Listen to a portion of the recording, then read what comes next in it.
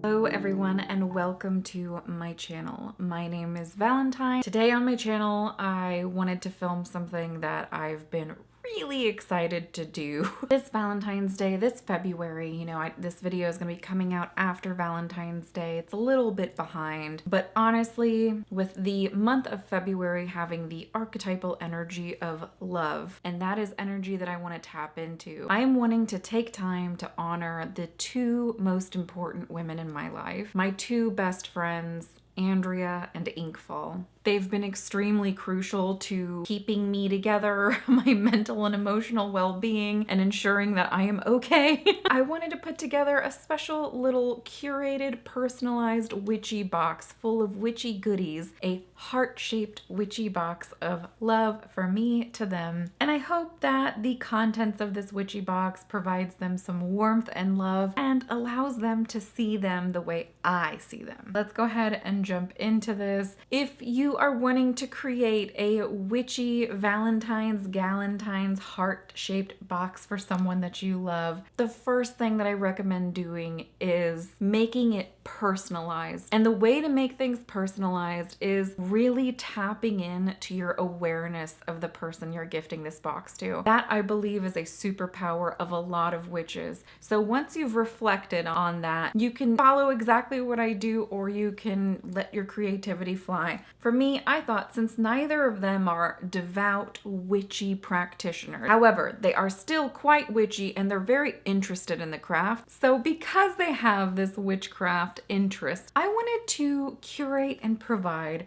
a tool that they can use that's both simple, easy, and effective. It's not something that's going to require a crap ton of centering and focus. I mean, it's like a bam, done. And I think it's one of the most underrated witches tool in the witchy toolbox. That is the Witch's Bell. So this is my Witch's Bell, one of them. I actually have another one that's much older. Oh my gosh, actually it's right here. That was not intentional. This is my original Witch's Bell. This one rings and every creature in the other realms hears it, right? This is an intense bell. This one is very sweet. Oh, I actually have another one over here.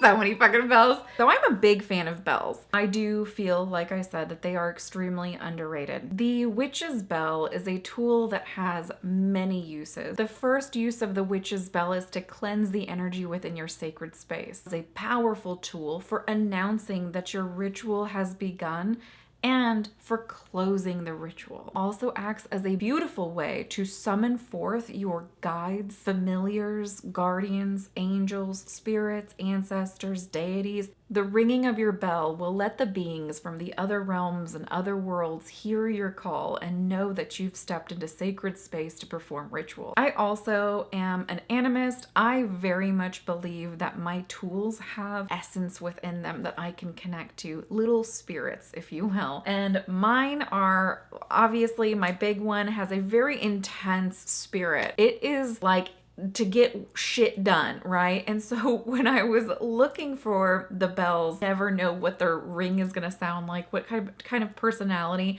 and I feel like the ones that I found are perfect for my friends. I am so pleased. Something my friends and I have in common is a love of beauty. So part of me thought, even if they don't practice, I think they will appreciate the beauty of these little bells. I wanted to put another little aspect of me, little witchy me in there, and that is I heavily work with animal spirits. I really do. I can't help it. I have this thing where when I meet someone, I instantly start thinking about like what their animal could be. Not only did I think of animals that I saw them as, but I also wanted to think of animals that they were drawn to, that I felt had a special connection or bond. For Andrea, my mighty, tiny little Leo, it had to be the lion. And though she is tiny, she is mighty.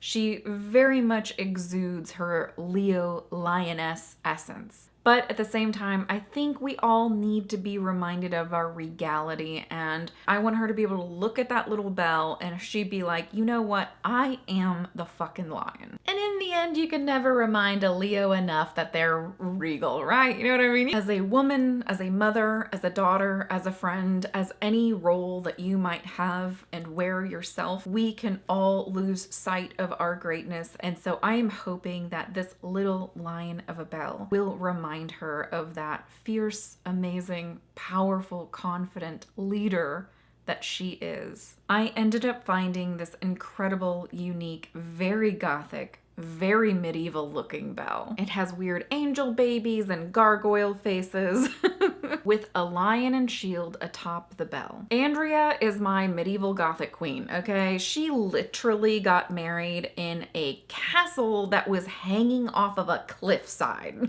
So when I saw this bell, I just thought it's very her. And now for Inkfall, my wise owl friend. Inkfall already has a very established love for these beautiful birds. The owl is wisdom, crone energy, connection to women, ancient wisdom, insight, and they have an ability to cut through illusions. For her, I found the cutest, sweetest, gentlest little chunk of an owl. He is so precious, and I know that she will fall in love with his personality the moment she lays eyes on him. I also feel like she has this herbal, earthy, foresty kind of vibe to her that I can see the owl feeling at home in her house quite easily. From my witchy perspective, I really wanted to gift her the owl, not because of her love for them, but because it truly does suit her so well. She has the energy of a healer, an empath, a wise woman, someone who can ground those around her. She sees the truth and can feel for others in a great capacity. An owl is the perfect guide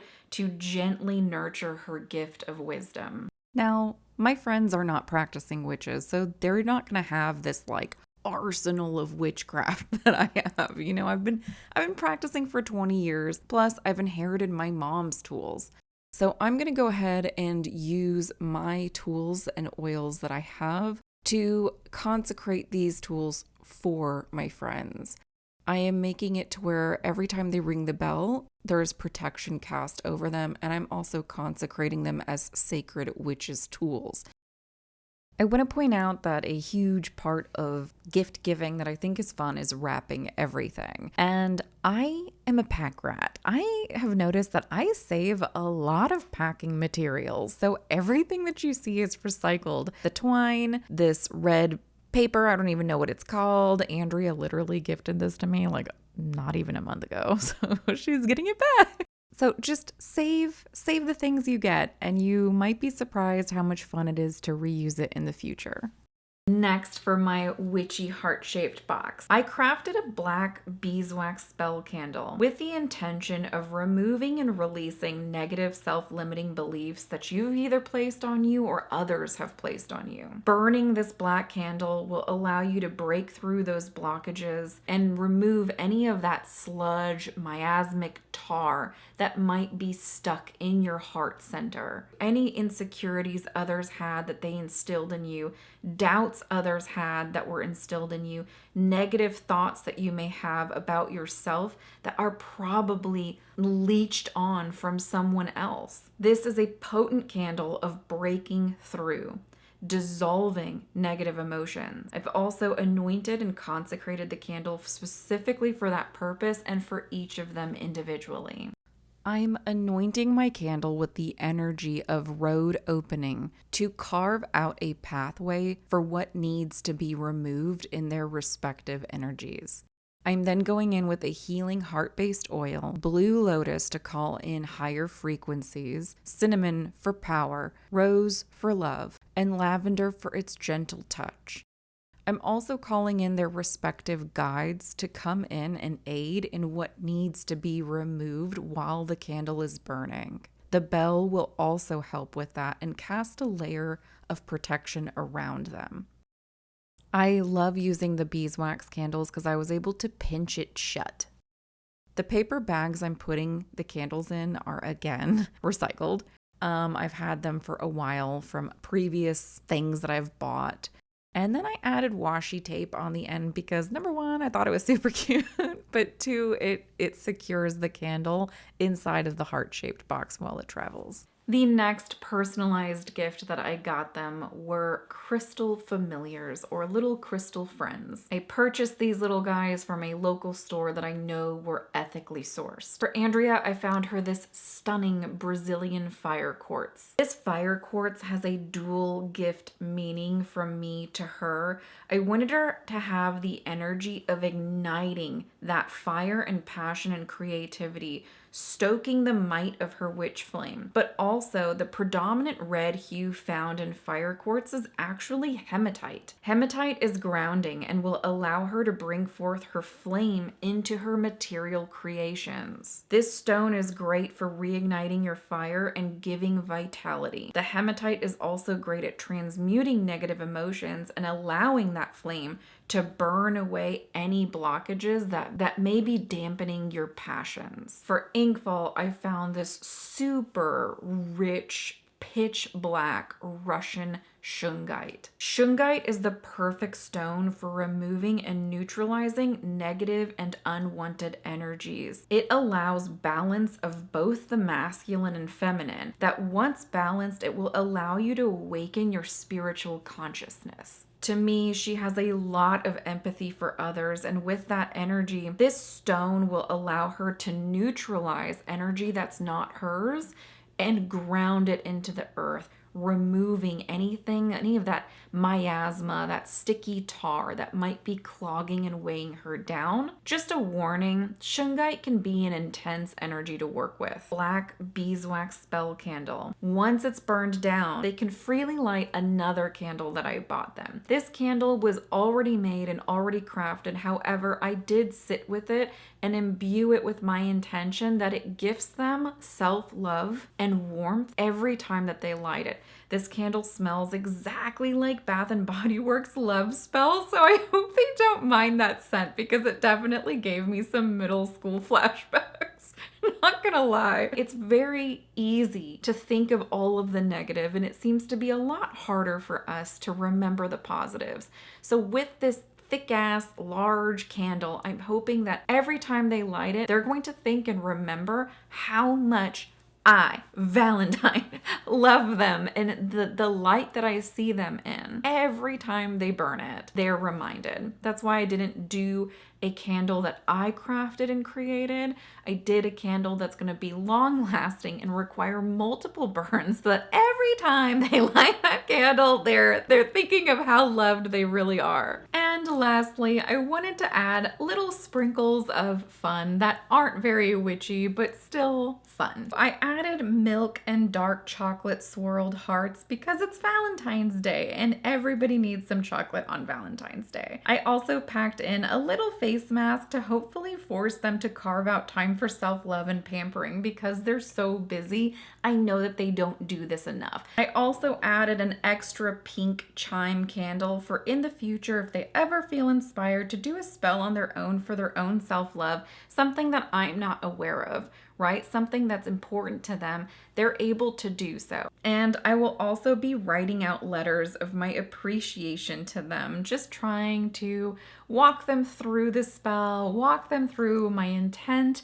and my thought process of each item. And with that, I put it in my little heart-shaped box. I really think that this might be a fun thing to do with a group of people. You know how kids go around and like drop their little Valentines into each other's boxes? Make it a group thing where you all get together and bring one thing for each of your friends, or maybe two things for each of your friends. Just have fun with it. Hope it was fun to follow me along while I basically just talk about how awesome my friends are. Hope you are inspired. If not this year, maybe next year, make your friends a beautiful witchy Galentine's Day heart-shaped box. And remember, this does not have to be on actual Valentine's Day. February is chock full of love energy, and that is energy that we as witches can tap into and harness and use in whatever way we so please. If you want to tap into that energy, practice some self-love, you guys.